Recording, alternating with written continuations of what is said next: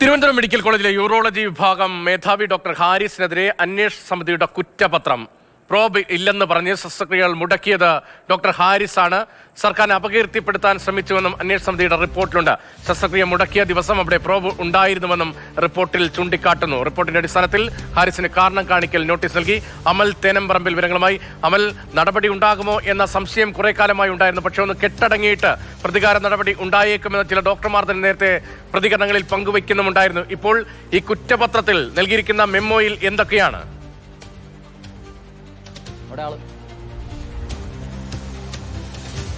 രതീഷ, ഈ അന്വേഷണ സമിതിയുടെ ഒരു റിപ്പോർട്ടുണ്ട്. അത് കോട്ടയം, അതോടൊപ്പം തന്നെ ആലപ്പുഴ മെഡിക്കൽ കോളേജുകളിലെ പ്രധാനപ്പെട്ട ഉദ്യോഗസ്ഥരുടെ ഒരു 4 അംഗ സമിതിയായിരുന്നു. ആ സമിതി റിപ്പോർട്ട് ആരോഗ്യമന്ത്രിക്ക് മുൻപിലേക്ക് എത്തിയിട്ട് ഇപ്പോൾ ദിവസങ്ങളായി. ആ റിപ്പോർട്ടിൽ പറഞ്ഞു വെച്ചിരിക്കുന്ന കാര്യങ്ങൾ പറഞ്ഞുകൊണ്ട് അതിലെ പ്രധാനപ്പെട്ട കാര്യങ്ങൾ എടുത്തു കാണിച്ചുകൊണ്ടാണ് ഈ നോട്ടീസ് ഉണ്ടായിരിക്കുന്നത്. നോട്ടീസിൽ പറഞ്ഞു വെച്ചിരിക്കുന്ന ഏറ്റവും പ്രധാനപ്പെട്ട കാര്യം ഹാരിസ് ചിറക്കൽ ഉന്നയിച്ചിരിക്കുന്ന ആരോപണങ്ങളിൽ, അതായത് ശസ്ത്രക്രിയ മുടങ്ങി എന്നുള്ള വിഷയത്തിൽ ചില പരാമർശങ്ങൾ ഈ നോട്ടീസിലുണ്ട്. അതിൽ എടുത്തു പറയുന്ന കാര്യം ഹാരിസ് ചിറക്കൽ ശസ്ത്രക്രിയ ഉപകരണങ്ങളില്ല എന്ന് പറഞ്ഞ് മുടക്കി എന്നുള്ള കാര്യമാണ് പറയുന്നത്. അത് വളരെ പ്രധാനപ്പെട്ട ഒരു പരാമർശം തന്നെയാണ്. അതോടൊപ്പം തന്നെ ഇവിടെ ഉപകരണങ്ങളില്ല എന്നുള്ള കാര്യത്തിൽ കത്തയക്കുന്നതിനപ്പുറത്തേക്ക് എന്തെങ്കിലും തരത്തിലുള്ള ഉപകരണങ്ങൾ ലഭ്യമാക്കുന്നതിനുള്ള നടപടികൾ ഹാരിസിന്റെ ഭാഗത്തു നിന്നും ഉണ്ടായില്ല എന്നുള്ള കാര്യം കൂടി നോട്ടീസിൽ പറഞ്ഞു വെക്കുന്നു. സർക്കാർ സർവീസ് ചട്ടത്തിന്റെ കൃത്യമായ ലംഘനം ഉണ്ടായിട്ടുണ്ട് എന്നുള്ള കാര്യം പറയുന്നുണ്ട്. ആ വകുപ്പുകൾ അടക്കം എടുത്തു പറഞ്ഞുകൊണ്ട് 1960 സർക്കാർ സർവീസ് ചട്ടത്തിലെ 56, അതോടൊപ്പം തന്നെ 60A, 62 തുടങ്ങിയ വകുപ്പുകൾ ലംഘിക്കപ്പെട്ടിട്ടുണ്ട്. ഒരു സർക്കാർ ഉദ്യോഗസ്ഥൻ പരസ്യ പ്രസ്താവനകൾ നടത്താൻ പാടില്ല, ഫേസ്ബുക്കിൽ പോസ്റ്റ് ഇടാൻ പാടില്ല. ഇതെല്ലാം ചട്ടലംഘനമാണ്. സർക്കാരിനെ അപകീർത്തിപ്പെടുത്താനുള്ള ഒരു ശ്രമത്തിന്റെ ഭാഗമായാണ് ഇതിനെ കാണുന്നത് എന്നുള്ള കാര്യം പറഞ്ഞാണ്.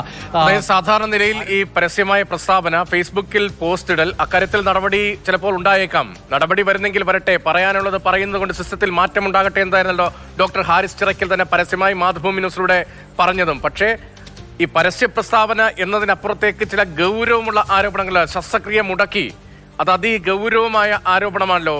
രോഗികളുടെ ജീവന് തന്നെ ഹാനികരമാകുന്ന തരത്തിൽ അവരുടെ ജീവൻ രക്ഷിക്കേണ്ട ഡോക്ടർ പെരുമാറി എന്താണല്ലോ അതിന്റെ പച്ച മലയാളം. അങ്ങനെ പറയുമ്പോൾ നേരത്തെ ഈ പരസ്യ പ്രസ്താവനയിൽ ഒതുങ്ങേണ്ട ചട്ടലംഘനം എന്നതിനപ്പുറത്തേക്കുള്ള കടുത്ത നടപടികളുടെ സൂചനയാണോ ഈ നോട്ടീസിൽ കാണുന്നത്? ഈ നോട്ടീസ് അനുസരിച്ചാണ് എങ്കിൽ ശക്തമായ നടപടി ഉണ്ടാകുമെന്നുള്ളത് തന്നെയാണ് പ്രതീക്ഷിക്കുന്നത്. അതിവൈകാരികമായിരുന്നു ഹാരിസിന്റെ പ്രതികരണം എന്ന് പറയുന്നത്. തന്റെ മകന്റെ പ്രായമുള്ള ഒരാളുടെ ശസ്ത്രക്രിയ ഉപകരണങ്ങളില്ലാത്തത് മൂലം മാറ്റിവെക്കേണ്ടി വന്നു എന്നൊരു പരാമർശം അദ്ദേഹം നടത്തിയിരുന്നു. അതോടൊപ്പം തന്നെ ഈ ചട്ടലംഘനമാണ് നടത്തുന്നത് എന്ന നല്ല ബോധ്യത്തിന്റെ അടിസ്ഥാനത്തിലാണ് താൻ ഈ കാര്യങ്ങൾ പറയുന്നത് എന്നുകൂടി മാധ്യമങ്ങൾക്ക് മുന്നിൽ ഹാരിസ് ചിറക്കൽ പറഞ്ഞതാണ്. അതായത് ഈ പ്രൊഫഷണൽ സൂയിസൈഡ്, അങ്ങനെയാണ് അദ്ദേഹം ആ പ്രസ്താവനയെയും തന്റെ വെളിപ്പെടുത്തലുകളെയും എല്ലാം പറഞ്ഞിരുന്നത്. പ്രൊഫഷണൽ സൂയിസൈഡാണ് എന്നുള്ള നല്ല ബോധ്യത്തിന്റെ അടിസ്ഥാനത്തിലാണ് താൻ ഇതെല്ലാം പറയുന്നത്. പക്ഷേ ഒരു സിസ്റ്റം ശരിയാക്കാൻ വേണ്ടി നല്ല ഉദ്ദേശത്തോടെ നടത്തുന്ന പരാമർശം എന്നുള്ള നിലയിലേക്കാണ് ആദ്യഘട്ടത്തിൽ വ്യാഖ്യാനിച്ചത്. എന്തായാലും ചേർത്ത് നിർത്തും എന്നുള്ളതായിരുന്നു ആരോഗ്യമന്ത്രി ഈ വിഷയത്തോട് പ്രതികരിച്ചത്.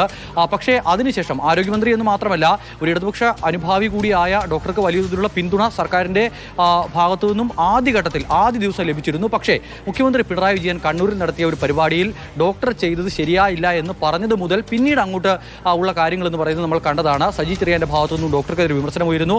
അതോടൊപ്പം തന്നെ പാർട്ടി സംസ്ഥാന സെക്രട്ടറി എം.വി. ഗോവിന്ദന്റെ ഭാഗത്തു നിന്നും ഡോക്ടർക്കെതിരെ വിമർശനം ഉയരുന്നു. പിന്നീട് സർക്കാർ സംവിധാനങ്ങൾ മുഴുവൻ ഡോക്ടർക്കെതിരെ നിൽക്കുന്നതാണ് നമ്മൾ കണ്ടത്. അതിനുശേഷം ഈ അന്വേഷണ റിപ്പോർട്ട് ഉണ്ടാകുന്നു. അന്വേഷണ റിപ്പോർട്ടിൽ ഡോക്ടറുടെ ഭാഗത്ത് ഗുരുതരമായ വീഴ്ചയുണ്ട് എന്നുള്ള കണ്ടെത്തലുണ്ടാകുന്നു. അത് പരസ്യ പ്രസ്താവന എന്നതിനൊക്കെ അപ്പുറത്തേക്ക് പരസ്യ പ്രസ്താവന നടത്തി ഫേസ്ബുക്കിൽ പോസ്റ്റ് ഇട്ടു. ഇതൊക്കെ ചട്ടലംഘനമാണ് എങ്കിൽ കൂടി അതൊക്കെ ഒരു താക്കീതിൽ ഒതുക്കാവുന്ന നല്ല ഉദ്ദേശത്തോടെ നടത്തിയ പ്രതികരണം എന്നുള്ള നിലയ്ക്ക് ഈ സംവിധാനത്തെ ശരിയാക്കാൻ വേണ്ടി ഒരു ഡോക്ടർ നടത്തിയ പരസ്യ പ്രസ്താവന എന്നുള്ള നിലയ്ക്ക് കണ്ട് വേണമെങ്കിൽ ഒരു താക്കീതിൽ ഒതുക്കാവുന്ന വിഷയമായിരുന്നു. പക്ഷേ ഇപ്പോൾ ഈ നോട്ടീസിൽ പറഞ്ഞിരിക്കുന്ന കാര്യങ്ങളാണ് എങ്കിൽ അത് അതീവ ഗൗരവമാണ്.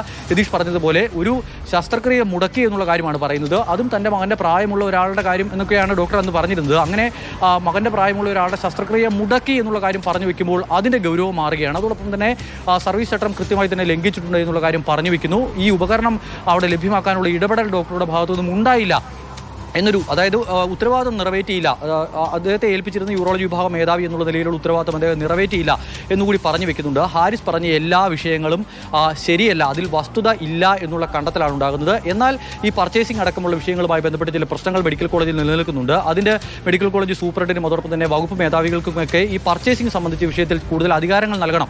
ഡോക്ടർ ഹാരിസിന്റെ നടപടിയുടെ വാൾ ഓങ്ങുമ്പോഴും ഡോക്ടർ ഹാരിസ് മനഃപൂർവ്വം ശസ്ത്രക്രിയ മുടക്കിയെന്ന് പറയുമ്പോഴും വീഴ്ച പറ്റിയെന്ന് പറയുമ്പോഴും മെഡിക്കൽ കോളേജിൽ ചില പ്രശ്നങ്ങളുണ്ടായിരുന്നു. അതാണല്ലോ വളരെ പ്രധാനം. അതുകൂടി അഡ്മിറ്റ് ചെയ്യുന്നതാണോ ഈ അന്വേഷണ സമിതിയുടെ റിപ്പോർട്ട്? അക്കാര്യം കൂടി പരാമർശിച്ചുകൊണ്ടാണോ ഈ മെമ്മോ നൽകിയിരിക്കുന്നത്? അന്വേഷണ സമിതിയുടെ റിപ്പോർട്ട് ആരോഗ്യമന്ത്രിക്ക് മുൻപിലെത്തിയിട്ട് ദിവസങ്ങളായി. അതിൽ പല പ്രശ്നങ്ങളും പറയുന്നുണ്ട്. അത് ഈ ഹാരിസ് ചിറക്കൽ മാത്രമല്ല, മറ്റ് വകുപ്പുകളുടെ മേധാവികളടക്കം ചില പ്രശ്നങ്ങൾ പറയുന്നുണ്ട്. ഈ പർച്ചേസിംഗിലടക്കം, ഉപകരണങ്ങൾ ലഭ്യമാക്കുന്ന വിഷയത്തിലടക്കം തങ്ങൾക്ക് കൂടുതൽ അധികാരം വേണമെന്നുള്ള കാര്യമാണ് പറയുന്നത്. 1 ലക്ഷം രൂപയ്ക്ക് മുകളിലുള്ള പർച്ചേസ് ഓർഡർ ആണെങ്കിൽ അത് ആശുപത്രി വികസന സമിതിയുടെ ഫണ്ടിൽ നിന്നും എടുത്ത് ഇത് വാങ്ങാൻ കഴിയും, ഉപകരണങ്ങൾ വാങ്ങാൻ കഴിയും. പക്ഷേ 1 ലക്ഷം രൂപയ്ക്ക് മുകളിലുള്ള പർച്ചേസ് ആണെങ്കിൽ അത് കളക്ടറുടെ അടുത്തൊക്കെ പോയി കാലതാമസം എടുത്ത് പർച്ചേസ് നടക്കുന്ന ഒരു സ്ഥിതി ഇപ്പോൾ നിലവിലുണ്ട്. ആ ഒരു പരിധി, ഈ പറയുന്ന 1 ലക്ഷം രൂപ എന്നുള്ള ആ പരിധി കൂട്ടണമെന്നടക്കമുള്ള ചില ശുപാർശകൾ ഈ സമിതിയുടെ റിപ്പോർട്ടിൽ പറഞ്ഞു വെക്കുന്നുണ്ട്. പക്ഷേ അതിനൊക്കെ അപ്പുറത്തേക്ക് ഹാരിസിന്റെ ഭാഗത്തു നിന്നും ഈ ശസ്ത്രക്രിയ മുടങ്ങി എന്ന് പറയുന്ന ദിവസത്തെ അതിനുശേഷം നടത്തിയിട്ടുള്ള ഫേസ്ബുക്ക് പോസ്റ്റിലെ പരാമർശങ്ങളിലടക്കം വസ്തുതയില്ല എന്ന് കണ്ടെത്തിയിരിക്കുന്നു. അങ്ങനെ ഉപകരണം ഇല്ലാത്ത ഒരു പ്രശ്നം അവിടെ ഉണ്ടായിരുന്നില്ല. ഈ ശസ്ത്രക്രിയ മുടങ്ങിയതിന്റെ തൊട്ടടുത്ത ദിവസം, അതായത് 27-ാം തീയതിയാണ് ഈ ഫേസ്ബുക്ക് പോസ്റ്റ് ഇടുന്നത്. 28-ാം തീയതി ആ ശസ്ത്രക്രിയ അവിടെ നടന്നിട്ടുണ്ട്, മറ്റ് ശസ്ത്രക്രിയകൾ അവിടെ നടന്നിട്ടുണ്ട് എന്നുള്ള കാര്യം കൂടി കണ്ടെത്തുന്നു. പിന്നെ എങ്ങനെയാണ് ഈ ഉപകരണം ഇല്ല എന്ന കാരണത്താൽ അന്ന് ശസ്ത്രക്രിയ മുടങ്ങിയത് എന്ന കാര്യത്തിൽ കൃത്യമായ ഒരു വിശദീകരണം ഇനി എന്ത് വിശദീകരണം ഹാരിസ് നൽകും എന്നുള്ളതാണ് കണ്ടറിയേണ്ടത്. നിലവിലെ അവസ്ഥയാണ് നേരത്തെ തന്നെ ഇക്കാര്യത്തിൽ ഒരുപക്ഷെ ഡോക്ടർ ഹാരിസ് വിശദീകരണം നൽകി എന്നതാണ് ഓർമ്മ.